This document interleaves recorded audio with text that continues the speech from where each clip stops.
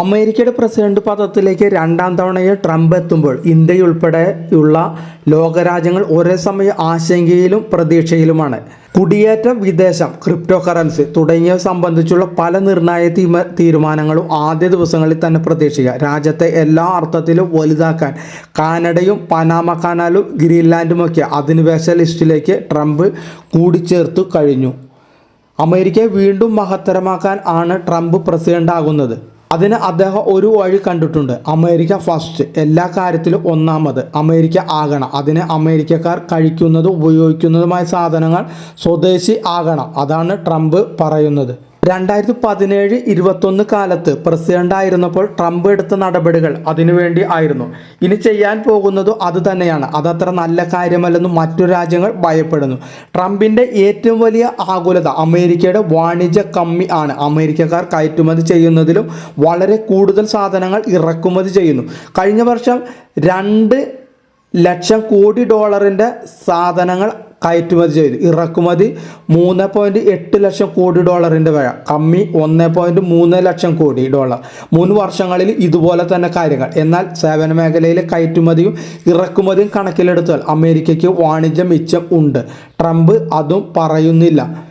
എന്നാൽ ഇന്ത്യയോടുള്ള അമേരിക്കയുടെ നിലപാട് എന്താണെന്ന് വെച്ചാൽ, മോദിയുടെ സ്വന്തം ട്രംപ് ഇന്ത്യയോട് എങ്ങനെ പെരുമാറും എന്നാണ് ചോദ്യം. ഇരുവരും കഴിഞ്ഞ ഊഴത്തിൽ നല്ല ചർച്ചയിലായിരുന്നു. എന്നാൽ വ്യാപാരക്കാര്യം വരുമ്പോൾ അമേരിക്ക ഫസ്റ്റിന് ട്രംപ് ഊന്നൽ നൽകും. അത് ഇന്ത്യക്കും കുറെ പ്രയാസം സൃഷ്ടിക്കും എന്ന് പറയാം. അമേരിക്ക ഉൽപ്പന്നങ്ങൾക്ക് ഉയർന്ന ചുങ്കം ചുമത്തുന്ന രാജ്യങ്ങളുടെ ഉൽപ്പന്നങ്ങൾക്കും കൂടിയ ചുങ്കം. ഇതാണ് ട്രംപിന്റെ നിലപാട്.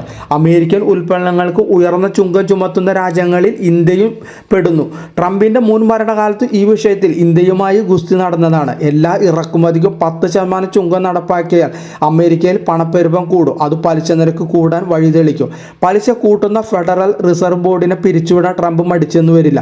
അങ്ങനെ വന്നാൽ US ബാങ്കിംഗ് സംവിധാനം താറുമാറാകും. അതിന് പ്രത്യാഘാതം വിനാശകരമാകും. പലിശ കൂട്ടുമ്പോൾ വളർച്ച കുറയും. ലോകത്തിലെ ഏറ്റവും വലിയ സാമ്പത്തിക ശക്തിയായ US വളർച്ച കുറഞ്ഞാൽ മറ്റിടങ്ങളിലും വളർച്ച താഴും. ട്രംപിന്റെ നയങ്ങൾ US ഡോളറിനെ ശക്തമാക്കും. ഡോളർ കരുത്തു നേടുമ്പോൾ വികസ്വര അവികസിത രാജ്യങ്ങൾ വിഷമിക്കും. അവരുടെ കടത്തിൽ 60% ഡോളറിലാണ്. ഡോളറിന് നിരക്ക് കൂടുമ്പോൾ ആ രാജ്യങ്ങൾ കൂടുതൽ പണം ഉണ്ടാക്കിയാലേ കടം വീട്ടാനാകൂ. പലർക്കും അത് സാധിക്കാതെ വരും. ഇന്ത്യക്കാർക്ക് വിദേശയാത്രയും വിദേശ പഠനവും വിദേശ ഉൽപ്പന്നങ്ങളും കൂടുതൽ ചെലവേറിയതാകും. അമേരിക്കയിലേക്ക് പോകുന്നതിന് മാത്രമല്ല, എല്ലായിടത്തേക്കും യാത്രയ്ക്ക് ചിലവ് കൂടും. കാരണം ഡോളറിലാണല്ലോ വിനിമയം. ഇന്ത്യയിൽ നിന്നുള്ള ഔഷധ കയറ്റുമതിക്കും ട്രംപ് ഭരണകൂടം വിലങ്ങുതടികൾ തീർക്കും. 2017-21 കാലയളവിൽ ജനറിക് മരുന്നുകളുടെ വില കുറയ്ക്കാൻ ട്രംപ് നിയമനിർമ്മാണം നടത്തി. അവശ്യ ജീവൻ രക്ഷാ മരുന്നുകൾ അമേരിക്കയിൽ തന്നെ നിർമ്മിക്കാൻ നിർബന്ധിക്കുന്ന നിയമം തയ്യാറാക്കി.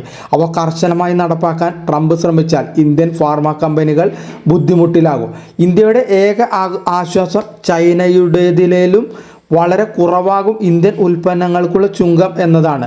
അത് ചൈനയിലുള്ള വിദേശ കമ്പനികളെ ഇന്ത്യയിലേക്ക് മാറാൻ പ്രേരിപ്പിക്കും എന്ന പ്രതീക്ഷ വളർത്തുന്നു. ആപ്പിൾ ഇന്ത്യയിൽ ഐഫോൺ നിർമ്മാണ യൂണിറ്റുകൾ തുടങ്ങിയതുപോലെ കൂടുതൽ കമ്പനികൾ വരാൻ ഇത് സഹായിക്കും. ക്രിപ്റ്റോയിൽ കളി മാറും. സോഫ്റ്റ്വെയർ പ്രോഗ്രാമിൽ മാത്രം അസ്തിത്വം ഉള്ള ക്രിപ്റ്റോകളെ നിക്ഷേപമായി സ്വീകരിക്കുന്നതിലെ അപായങ്ങളെ ട്രംപ് ഭരണകൂടം അവഗണിക്കാനാണ് സാധ്യത. അമേരിക്കയെ ലോകത്തിലെ ക്രിപ്റ്റോ കറൻസി തലസ്ഥാനമാക്കി മാറ്റുമെന്ന് ട്രംപ് പ്രഖ്യാപിച്ചിട്ടുണ്ട്. സത്യപ്രതിജ്ഞയ്ക്ക് മണിക്കൂറുകൾ ശേഷിക്കെ സ്വന്തം ക്രിപ്റ്റോ കോയിനും ട്രംപ് പുറത്തിറക്കി. ട്രംപ് മീം കോയിൻ എന്ന് പേരിട്ടിരിക്കുന്ന ഈ ക്രിപ്റ്റോ കറൻസി 200%-ലധികം വളർച്ചയാണ് ചുരുങ്ങിയ സമയത്തിനുള്ളിൽ നേടിയത്. ട്രംപിന്റെ ഭാഗത്തുനിന്ന് നിരവധി ക്രിപ്റ്റോ കറൻസി പോളിസികൾ ഉടൻ പ്രതീക്ഷിക്കാം. ബിറ്റ്കോയിൻ 2024-ൽ 137%, ട്രംപ് ജയിച്ച ശേഷം 43% കയറിയിട്ടുണ്ട്. 2025 ക്രിസ്മസോടെ $2 ലക്ഷം എത്തുമെന്നാണ് ചില അനലിസ്റ്റുകൾ പ്രവചിക്കുന്നത്.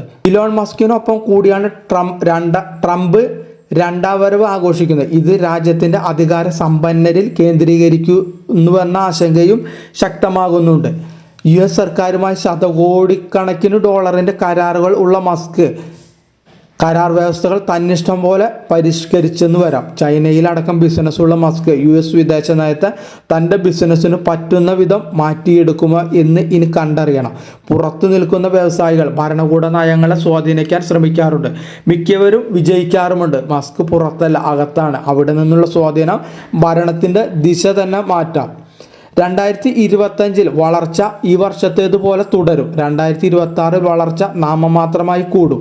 2027 വളർച്ച 3-ൽ നിന്ന് 2.5% കുറയും. 2028 വീണ്ടും കുറയും. ട്രംപിന്റെ നയങ്ങൾ വിലയിരുത്തിയ ഓക്സ്ഫോർഡ് ഇക്കണോമിക്സ് എന്ന നിക്ഷേപ ഉപദേശ സ്ഥാപനം ആഗോള സാമ്പത്തിക വളർച്ചയിൽ വരുന്ന മാറ്റം കണക്കാക്കുന്നത് ഇങ്ങനെയാണ്.